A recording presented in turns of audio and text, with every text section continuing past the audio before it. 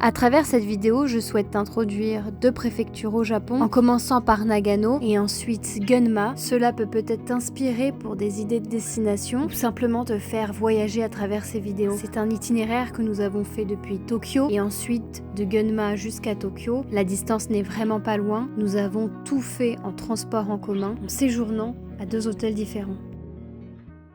Voici à quoi peut ressembler quelques jours à Nagano. Nagano, c'est le nom d'une préfecture au Japon, mais également d'une ville. Pour notre itinéraire, on a décidé de dormir dans la ville de Nagano même. C'est un endroit qui est entouré de montagnes, qui est même surnommé le toit du Japon. On y est allé pendant la période hivernale et honnêtement, il y avait beaucoup de touristes. Nagano, c'est très célèbre pour le ski. Sur place, il y a plein d'onsen réputés. Et dans cette vidéo, je vais répertorier tout ce que nous avons pu faire.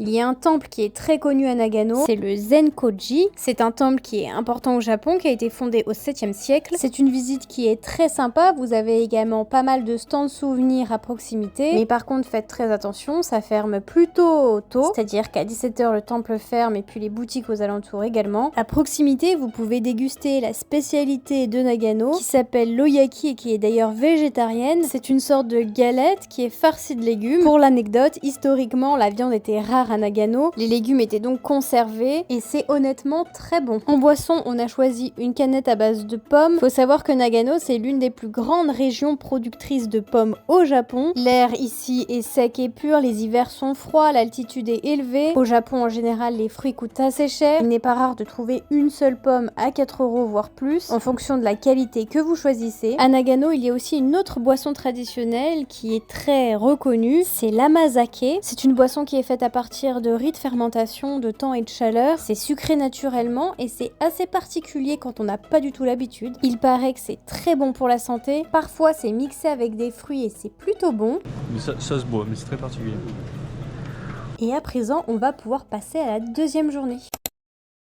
Pour notre deuxième jour sur place, on décide d'aller à Karuizawa. C'est un endroit qu'on voulait faire déjà depuis plusieurs années. Depuis Tokyo, c'est accessible en Shinkansen, mais nous on a voulu le faire depuis Nagano, du coup vu que c'est dans la préfecture de Nagano. C'était à bien plus d'1 heure en transport local. Et une fois arrivé à la gare, en marchant une trentaine de minutes, on peut avoir accès à Kumoba Pond. C'est un étang entouré d'arbres. C'est plutôt connu en automne parce que les feuilles rouges des arbres sont reflétées dans l'eau. On y fait le tour en une quarantaine de minutes grand maximum. On décide ensuite de rejoindre une place beaucoup plus animée avec des commerces. Pour être honnête, tout le long de notre marche, on a vu que des magasins fermés. On a eu un sentiment un petit peu triste. On ne sait pas si ce n'était pas la bonne saison. En tout cas, on avait l'impression que cette ville était un petit peu à l'abandon. C'était une déception par rapport à l'attente qu'on avait de cette ville-là, car elle est réputée pour être touristique.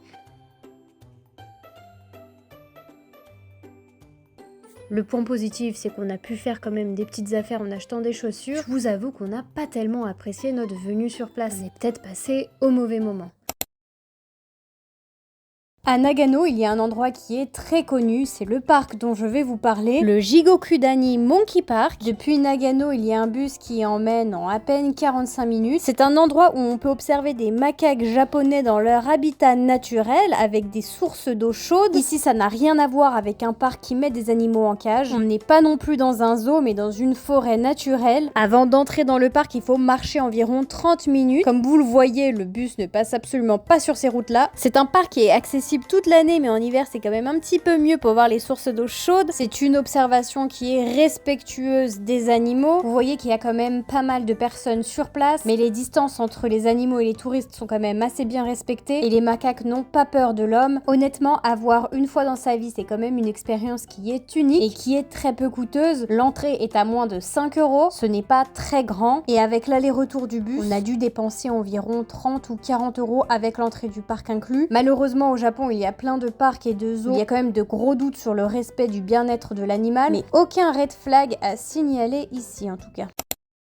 C'est parti pour visiter Matsumoto et son très célèbre château. Château qui est d'ailleurs surnommé Château du Corbeau à cause de ses murs noirs. Il est possible de visiter l'intérieur. Les escaliers à l'intérieur de ce château sont particulièrement raides. On ne le voit pas sur ce champ, mais ce château est entouré d'eau. On peut voir les Alpes japonaises en arrière-plan. Et à l'intérieur du château, on a un très joli panorama de la ville de Matsumoto. De nombreux objets historiques y sont exposés, comme des armes par exemple. Ce que je trouve particulièrement triste dans dans ce genre d'endroit, c'est qu'on a vraiment la création des plus belles choses par l'homme, comme ce château magnifique, mais la présence d'armes qui détruisent toutes sortes de vies à l'extérieur. Sachant bien évidemment que ce château a été construit pour des raisons militaires et politiques. On se situe ici alors à la fin du XVIe siècle. Ce château pouvait protéger la vallée, le territoire, servir de siège administratif et politique, tout en montrant la puissance du seigneur local de l'époque. Et en hiver, le château de Matsumoto nous en met plein les yeux, avec des illuminations projetées directement sur le château qui se reflètent également sur l'eau. Un spectacle d'une dizaine de minutes qui est totalement gratuit, accompagné d'une musique pour apprécier davantage le spectacle. Et voici comment s'achève notre séjour à Nagano. On décide de profiter du calme de la ville pour le dernier jour en se baladant dans certaines boutiques de la ville. D'un point de vue global, on a trouvé que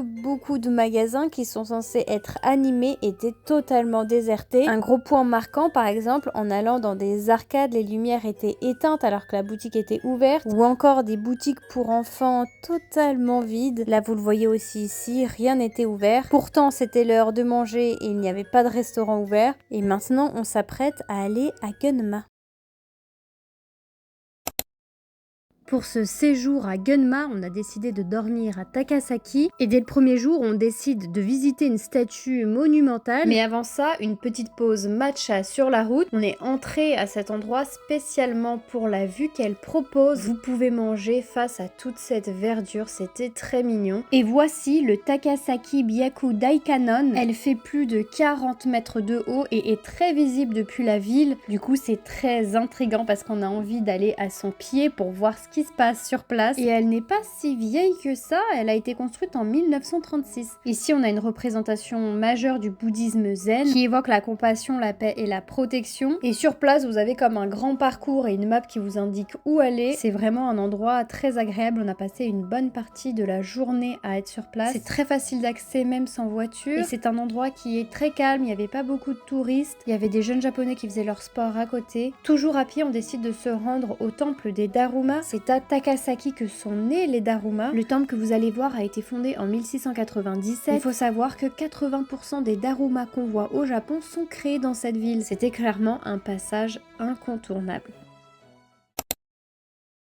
Alors c'est connu parce qu'il y a un endroit qui est visitable gratuitement, qui servait en fait de guest house, donc de maison d'hôtes. Mais pour des personnes politiques ou autres. À l'époque, voilà, donc c'est un bâtiment qui a été construit à la fin des années 1800 et donc magnifique à l'intérieur.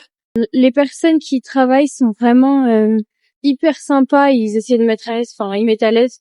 J'ai l'impression qu'à part ça, ça reste très très calme comme ville et il y a pas beaucoup de personnes. Plein de monts différents autour de nous, plus ou moins hauts, dont un qui était super beau, grave enneigé. La montagne est genre quand même là-bas quoi.